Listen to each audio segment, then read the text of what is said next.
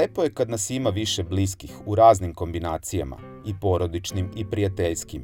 Jači smo i zdraviji kad smo zajedno. Imamo obaveza jedni prema drugima, a to nas čini odgovornim i moralnim. Nacionalni dan darivanja, koji 3. godinu za redom organizuje Srpski filantropski forum, osim nesebičnog truda u osnaživanju kulture darivanja i ukazivanju na probleme u društvu, dan je i kada se osnivač zahvaljuje onima koji su, radeći svoj posao, doprineli negovanju filantropije kod nas. Zahvalnicama i plaketama Srpsko filantropsko društvo odlikovalo je mnoge kompanije i organizacije, ali i novinare i redakcije koje su posebno doprinele širenju empatije, dobročinstva i filantropije. Novinarka televizije N1 Jelena Zorić takvo priznanje ponela je za profesionalno izveštavanje tokom 2020. godine. Izuzetno mi znači ova nagrada, s obzirom na to da nikada u životu nisam konkurisala ni za jednu nagradu sama. Prosto mi tako mi bilo neprijatno da ja to sama nekad sebe predložim za nešto. I drago mi je što je ova nagrada došla tako što su neki ljudi videli šta sam radila, što je to ostavilo utisak na njih i onda mi dodelili ovu nagradu. Ovo je moja prva zapravo nagrada u životu. I uvijek sam priželjkivala da se tako nešto i dogodi. Plaketa za uporno promovisanje dobročinstva dodeljena je našem timu emisije Dobro u ljudima, koja je za 5 godina postojanja imala preko 1500 emitovanja. Evo, baš na ovom mestu je pre 6 godina, 5-6 godina započet projekat Dobro u ljudima.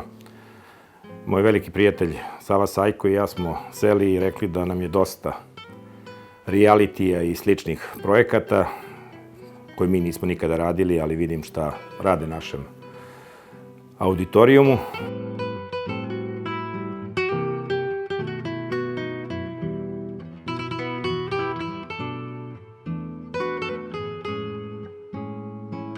S obzirom da Sava Sajko već ima ozbiljan projekat koji je radio na temu filantropije i rekao, ajde da napravimo još nešto filantropski.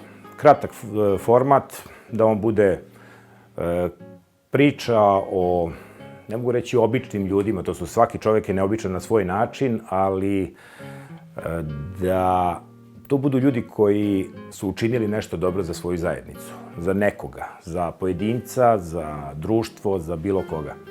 I kada smo malo zagrebali, videli smo da ima jako, jako puno ljudi o kojima se može napisati lepa priča ili ispričati lepa priča. I tako je krenulo.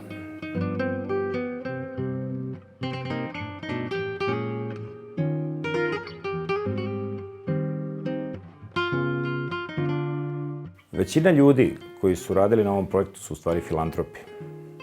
Ne mogu reći svi, ali većina. Učestvovalo je 20-ak novinara od početka projekta. Svi su oni dan danas dragi gosti kod nas i vrlo rado pomognu kada je potrebno. Učestvovalo je više izvršnih producenata, učestvovalo je veći broj snimatelja, veći broj montažera. I projekat opstaje upravo iz razloga što svi u njemu vide njegovu lepšu stranu i voljni su da posvete neko vreme tom projektu. To je u stvari relativno skup projekat, ali zadovoljstvo koje daje nema cenu.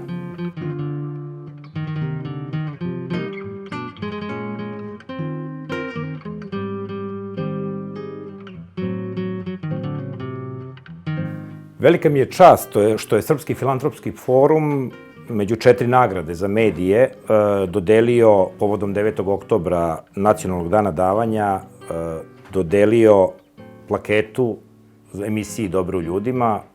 Ja im se na tome zahvaljujem i nadam se da će i drugi prepoznati ovo kao projekat koji je zanimljiv i koji veliča dobrog čoveka.